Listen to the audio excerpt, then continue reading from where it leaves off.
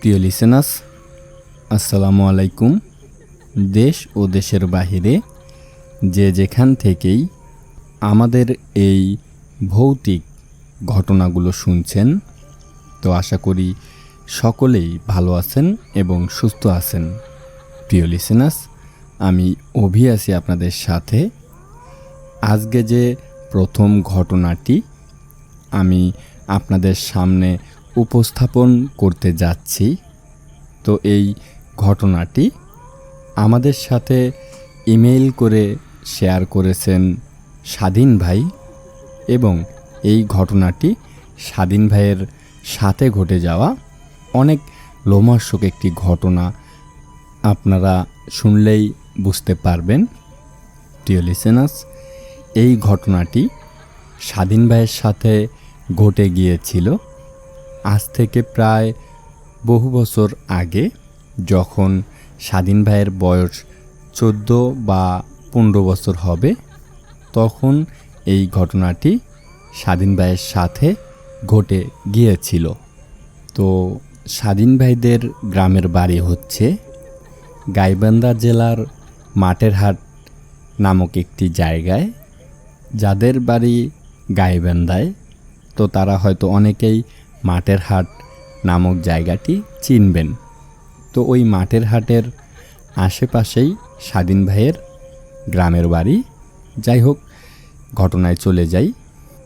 তো সেই মাঠেরহাটে প্রত্যেক মঙ্গলবার করে বিশাল বড় হাট বসত। তো সেই মাঠেরহাটের গ্রামের মানুষ সকলেই আর কি সেই হাটে গিয়ে বাজার করে নিয়ে আসতো। অন্যান্য দিনের থেকে মঙ্গলবারের হাটটা একটু বেশি বড় হয়ে থাকে। সেই কারণে ওই মঙ্গলবারে অনেকেই অনেক কিছু সেখানে গিয়ে কিনত। আর প্রত্যেক মঙ্গলবার স্বাধীন ভাই সেই হাটে যেত। যেই দিনই মঙ্গলবার আসতো, তো স্বাধীন ভাই প্রস্তুত হয়ে থাকতো হাটে যাওয়ার জন্য। তো এইরকম একদিন মঙ্গলবারে স্বাধীন ভাইয়ের মন চায় তিনি হাটে যাবেন। সেই দিন নাকি তার পকেটে কিছু টাকা ছিল। সেই কারণে স্বাধীন ভাই চিন্তা ভাবনা করে যে তিনি মঙ্গলবারের দিন হাটে যাবে। তো মঙ্গলবারের দিন স্বাধীন ভাই হাটে চলে যায়। তো স্বাধীন ভাই যখন হাটে যায়, তখন ঠিক বিকেল 5টা বা 5:30টার মতো বাজে। আর তাদের বাড়ি থেকে প্রায় 3 কিলোমিটার দূরে ওই হাটটি ছিল। দেখা যায় যে স্বাধীন ভাইদের বাড়ি থেকে যদি পায়ে হেঁটে ওই হাটে যাওয়া যায়, তাহলে 40-50 মিনিট সময় লাগতো আর কি।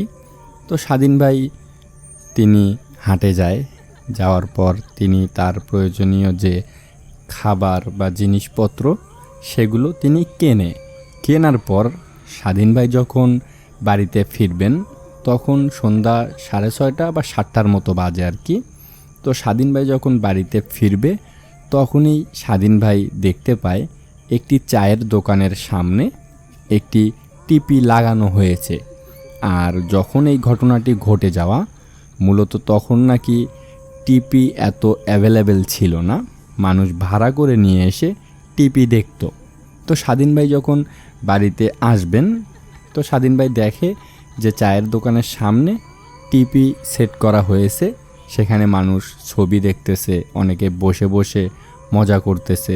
তো স্বাধীন ভাইয়ের একটু নেশা ছিল টিভি দেখার জন্য। তখন স্বাধীন ভাই বাড়ির কথা ভুলেই যায় যে তিনি বাড়িতে যাবেন। তো স্বাধীন ভাই বাড়িতে না গিয়ে তিনি ওই মাঠের হাটের যে চায়ের দোকানটা, ওখানে গিয়ে তিনি লোকজনদের সাথে টিভি দেখা শুরু করে। তো তিনি টিভি দেখতে থাকে। এইদিকে যে রাত বেড়ে যাচ্ছে, এইটা স্বাধীন ভাইয়ের মাথায় ছিল না। যাই হোক, তো স্বাধীন ভাই সব কিছু ভুলে গিয়ে তিনি টিভি দেখতে থাকে। তো এক পর্যায়ে গিয়ে রাত যখন 11টা বা 11:30টার মতো বাজে, তো তখন আস্তে আস্তে হাট ভাঙা শুরু হয় এবং টিপিও বন্ধ করে দেয়, কারণ রাত হয়েছিল। সেই সময় রাত 11টা মানে একদম গভীর রাত। গ্রামে মানুষ মনে করে একদম মধ্যরাত হয়ে গেছে, এরকম একটা অবস্থা। তো স্বাধীন ভাই দেখে যে টিভি অফ করে দিয়েছে, তো তিনি এখন বাড়িতে যাবে। তো স্বাধীন ভাই খেয়াল করে দেখে যে রাত তো অনেক হয়েছে, তো তিনি একাই কিভাবে বাড়িতে যাবেন। তো তার সাহস কুলাচ্ছিল না। তিনি ভাবে যে আমি একাই যে বাড়িতে যাব, আমার তো ওই রকম সাহস নাই, ভয়ও পাচ্ছিল স্বাধীন ভাই। তো স্বাধীন ভাই সেই হাটে অনেককে খুঁজতে থাকে, তাদের বাড়ির আশেপাশের যদি কাউকে পায়। তো স্বাধীন ভাই কাউকে খুঁজে পায় না। তো স্বাধীন ভাই যখন দেখে যে না, তার বাড়ির এলাকার কেউ নেই, তখন স্বাধীন ভাই চিন্তা ভাবনা করে, যাই হোক আমাকে এখন বাড়িতে যেতে হবে। আর স্বাধীন ভাইয়ের বয়স কিন্তু তখন 14 থেকে 15 বছর হবে। তো স্বাধীন ভাই কোনো কিছু না ভেবে তিনি বাড়ির উদ্দেশ্যে রওনা হয়। তিনি যখন পথ হেঁটে হেঁটে যাচ্ছিলেন, তিনি দেখতে পায় চারপাশে একদম কালো ঘুটঘুটে অন্ধকার। তিনি যে রাস্তা দিয়ে যাচ্ছেন সেই রাস্তাটিও ভালোভাবে দেখা যাচ্ছে না। তবুও তিনি সাহস করে ভয় পেয়ে পেয়ে রাস্তা এগোতে থাকে বাড়ির উদ্দেশ্যে। তো হাট থেকে প্রায় 15 মিনিট হাঁটার পর একটি বাঁধঝাড় পরে, জঙ্গল টাইপের। আমরা হয়তো অনেকেই বাঁধঝাড় চিনেছি, গ্রামে যারা থাকি তারা অবশ্যই চিনব। স্বাধীন ভাই যখন ওই বাঁধঝাড়ের কাছে যায়, যাওয়ার পর তিনি দেখে যে ওই বাঁধঝাড়ের ওখানে অনেক বাতাস হচ্ছে। মনে হচ্ছে যে ওই বাতাসে বাঁশগুলো একবার এপাশে কাত হয়ে যাচ্ছে, একবার ওপাশে কাত হয়ে যাচ্ছে। কিন্তু স্বাধীন ভাই খেয়াল করে তার শরীরে কোনো বাতাস লাগতেছে না। তো স্বাধীন ভাই হাঁটতে থাকে ওই অন্ধকারের ভিতরেই। তো স্বাধীন ভাই যখন বাঁধঝাড়ের বেশ কাছাকাছি যায় বা বাঁধঝাড়টি যখন পার হবে, তখনই স্বাধীন ভাইয়ের সামনে বাঁধঝাড়ের উপর থেকে একটি সাদা ধপধপে বিড়াল স্বাধীন ভাইয়ের সামনে লাফ দিয়ে পড়ে। স্বাধীন ভাই দেখে অনেক জোরে একটা চিৎকার দেয় যখনই ওই বিড়ালটা স্বাধীন ভাইয়ের সামনে লাফ দিয়ে পড়ে। তো স্বাধীন ভাই চিৎকার দেওয়াতে কেউ কোনো সাড়া দিচ্ছিল না, বা আশেপাশে তো লোকজন নাই বলতেই চলে। তো স্বাধীন ভাই দেখে যে বাঁধঝাড়ের উপর থেকে একটি সাদা ধপধপে বিড়াল তার পায়ের সামনে এসে পড়ল। বিড়ালটি বেশ বড়ই ছিল, ছোটোখাটো কোনো বিড়াল না। তো স্বাধীন ভাই ওই বিড়ালটিকে দেখার পর ভীষণ ভয় পেয়ে যায়। তো স্বাধীন ভাই সামনের দিকে এগোতে থাকে, কিন্তু ওই বিড়ালটি স্বাধীন ভাইয়ের সামন থেকে যাচ্ছিল না, এবং বিড়ালটি হেঁটে হেঁটে বারবার ওই স্বাধীন ভাইয়ের পায়ের কাছে এসে লেগে পড়তো, বা তার শরীরের সাথে ওই বিড়ালটির গা লাগাইতে থাকতো পায়ের সাথে। তো স্বাধীন ভাই এক পর্যায়ে বিরক্ত হয়ে যায় ওই বিড়ালটার প্রতি। তো স্বাধীন ভাই সজোরে একটি ওই বিড়ালটিকে লাথি মারে। লাথি মারার পর ওই বিড়ালটি অনেকটা দূরে গিয়ে পড়ে যায়। যখনই স্বাধীন ভাই বিড়ালটিকে লাথি মারে, সাথে সাথে ওই বিড়ালটির মুখ থেকে নাকি মানুষের মতো একটি চিৎকার বের হয়, বা অন্যরকম একটি চিৎকার বের হয় ওই বিড়ালটির মুখ থেকে, বা বিড়ালটির কাছ থেকে আওয়াজ পেয়েছিল ওই স্বাধীন ভাই, যে কোনো মানুষ চিৎকার করলো বা কাউকে যদি আঘাত করা হয় তাহলে মানুষ কীরকম আওয়াজ করে, তো ওই রকম একটি আওয়াজ পেয়েছিল। স্বাধীন ভাই তখন বুঝতে পারে যে হয়তো এইটা কোনো আসলে সাধারণ বিড়াল না। তো স্বাধীন ভাই যখনই এরকম আওয়াজটি পেয়েছিল, তো স্বাধীন ভাই ওখান থেকে সজোরে একটা দৌড় দেয়। দৌড় দেওয়ার পর তিনি অনেকটা দূর এগিয়ে আসে, বাড়ির কাছাকাছি আসে। আসার পর স্বাধীন ভাইদের ওখানে একটি ব্রিজ ছিল। তো ওই ব্রিজটির উপরে যখন স্বাধীন ভাই ওঠার পর দেখে যে ব্রিজের সাইডে একটি বৃদ্ধ লোক লাঠিতে ভর করে দাঁড় হয়ে আছে ব্রিজের উপর। স্বাধীন ভাই মনে মনে ভাবে যে আসলে এই বৃদ্ধ লোকটি আবার কে, আর এত রাত্রেবেলা এই ব্রিজের উপর লাঠিতে ভর করে কিভাবে বা কেনই বা এখানে এইভাবে দাঁড় হয়ে আছে। স্বাধীন ভাই এটা ভাবতে থাকে। তো স্বাধীন ভাই ওই লোকটি বা ওই বৃদ্ধ লোকটির দিকে কোনো তাকাতাকি করতেছিল না। স্বাধীন ভাই মাথা নিচু করে ওই বৃদ্ধ লোকটিকে ক্রস করে তিনি সামনে চলে যায়। সামনে চলে যাওয়ার পর স্বাধীন ভাই যখন পিছনে তাকানোর পর তিনি ভীষণ অবাক হয়ে যায়। তিনি দেখতে পায় এতক্ষণ যে বৃদ্ধ লোকটিকে তিনি দেখেছিল ওখানে দাঁড় হয়ে থাকতে ব্রিজের উপর। স্বাধীন ভাই সামনে গিয়ে পিছনে তাকিয়ে দেখে যে আসলে ওখানে কোনো বৃদ্ধই নেই। কালো কুচকুচে একটি কুকুর স্বাধীন ভাইয়ের দিকে তাকিয়ে আছে। যখনই স্বাধীন ভাই ওই কুকুরটাকে দেখে তখন তো তিনি আরও ভীষণ ভয় পেয়ে যায়। তো তিনি একটা চিৎকার দিয়ে সামনের দিকে এগোতে থাকে, দৌড়াতে থাকে। তো দৌড়াচ্ছিল স্বাধীন ভাই। হঠাৎ করেই স্বাধীন ভাইয়ের বড় ভাই স্বাধীন ভাইয়ের সামনে চলে আসে। আসার পর স্বাধীন ভাই তো ভয়ে গিয়ে তার বড় ভাইকে জড়িয়ে ধরে তিনি কান্না করতে থাকে।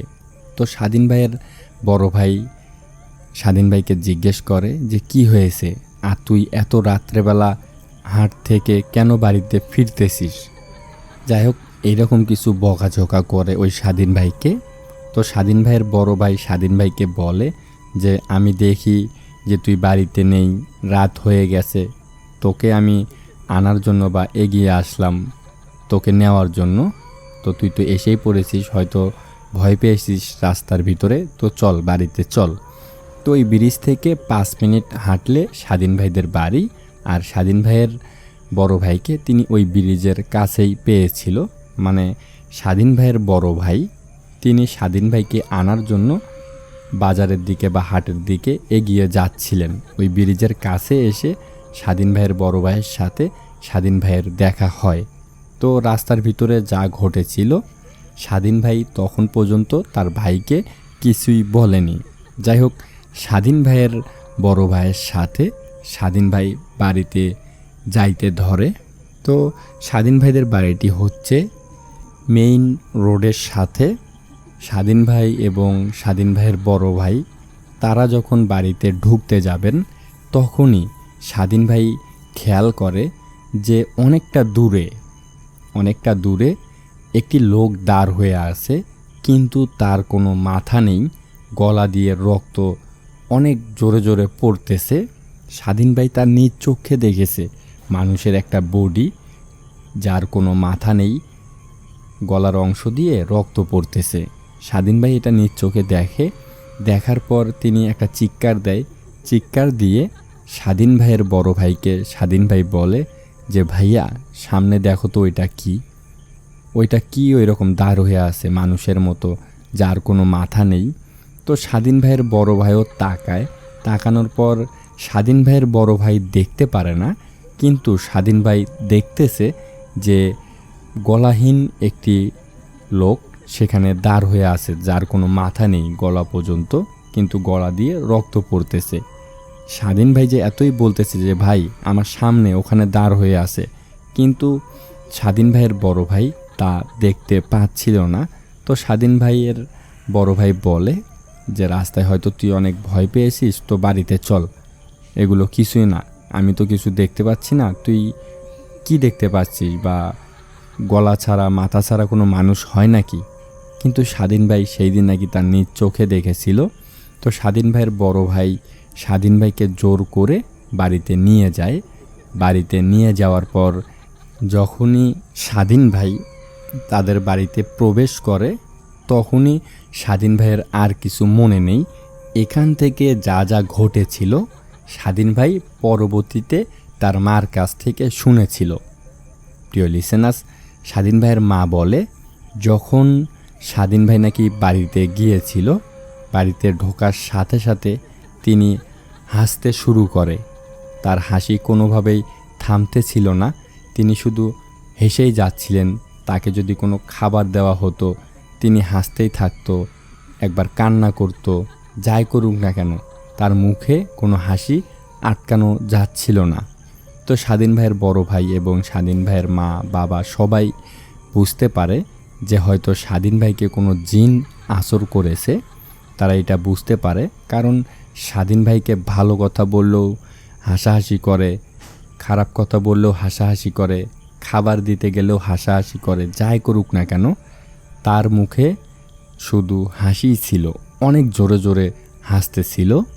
তো স্বাধীন ভাইয়ের বড় ভাই এবং স্বাধীন ভাইয়ের বাবা মা তারা কি করে, তাদের বাড়ি থেকে বেশ কিছু দূরে একটি মসজিদ ছিল, সেই মসজিদে মুয়াজ্জিন থাকতো এবং সেই মুয়াজ্জিন অনেক কিছু জানতো, এইসব জিন ভূত পেত এগুলো বিষয়ে অনেক কিছু জানতো। তো স্বাধীন ভাইয়ের বড় ভাই খুব দ্রুত ওই মসজিদে যায়, যাওয়ার পর ওই মুয়াজ্জিনকে ডেকে বাড়িতে নিয়ে আসে। আসার পর ওই মুয়াজ্জিন স্বাধীন ভাইকে দেখে বলে যে ওর উপর একটি জিন আসর করেছে, তো সেই জিনটাকে ছাড়াতে হবে। তো ওই মুয়াজ্জিন অনেক কিছু করে সেই জিনটাকে স্বাধীন ভাইয়ের শরীর থেকে পাঠিয়ে দেয় বা তাড়িয়ে দেয়। তো পরবর্তীতে স্বাধীন ভাই স্বাভাবিক হয়ে যায়, কোনো হাসাহাসি করতেছিল না। কিন্তু স্বাধীন ভাইয়ের শরীরে প্রচণ্ড জ্বর ছিল। তো ওই মুয়াজ্জিন কী করে, সুতো দিয়ে 7 রঙের সুতো দিয়ে অনেক দোয়া দৌলত পরে একটি করে গিট্ট দিত এবং একটি করে ফু দিত। এরকম 7টি গিট্ট দেয়, 7 রঙের সুতা একই সাথে করে গোল করে সেই সুতাটি স্বাধীন ভাইয়ের গলায় বেঁধে দিয়েছিল। ওই জিনটাকে তাড়ানোর পর এই কাজটি করেছিল। তো যখন ওই সুতোটি স্বাধীন ভাইয়ের গলায় পরিয়ে দেয়, তো আস্তে আস্তে স্বাধীন ভাই নাকি সুস্থ হয়ে যায়, তার সাথে আর কোনো কিছু ঘটে নাই বা ওই বিষয়টা নিয়ে স্বাধীন ভাইয়ের আর কোনো কিছু হয়নি। প্রিয় লিসেনার্স, প্রায় 1 সপ্তাহ বা 5 দিন 7 দিনের মতো স্বাধীন ভাইয়ের শরীরে জ্বর ছিল। তো ওই মুয়াজ্জিন এসে তাকে সুস্থ করে দিয়ে যায় বা ওই মুয়াজ্জিন তাকে ঝাড়ফুঁক করতে থাকতো প্রত্যেক দিন। পরবর্তীতে আস্তে আস্তে স্বাধীন ভাই পুরোপুরি সুস্থ হয়ে যায়। প্রিয় লিসেনার্স, তো এই ছিল স্বাধীন ভাইয়ের ঘটনাটি। অনেক সুন্দর একটি ঘটনা শুনলাম আমরা। প্রিয় লিসেনার্স, আশা করি স্বাধীন ভাইয়ের এই ঘটনাটি আপনাদের ভালো লেগেছে। স্বাধীন ভাইকে অসংখ্য ধন্যবাদ জানাচ্ছি যে তিনি এত সুন্দর একটি ঘটনা আমাদের সাথে শেয়ার করেছেন। প্রিয় লিসেনার্স, যারা এখনও ভূতের খোঁজে ইউটিউব চ্যানেলটি সাবস্ক্রাইব করেননি তারা অতি দ্রুত ভূতের খোঁজে ইউটিউব চ্যানেলটি সাবস্ক্রাইব করে ফেলুন। এই রকম বা অন্যরকম মানুষের সাথে ঘটে যাওয়া বিভিন্ন ধরনের ভৌতিক ঘটনাগুলো শোনার জন্য। আবারও কথা হবে অন্য কোনো ঘটনায়, অন্য কোনো এপিসোডে। এই পর্যন্ত সবাই সুস্থ থাকবেন, ভালো থাকবেন, সেফ থাকবেন। সবাইকে আসসালামু আলাইকুম।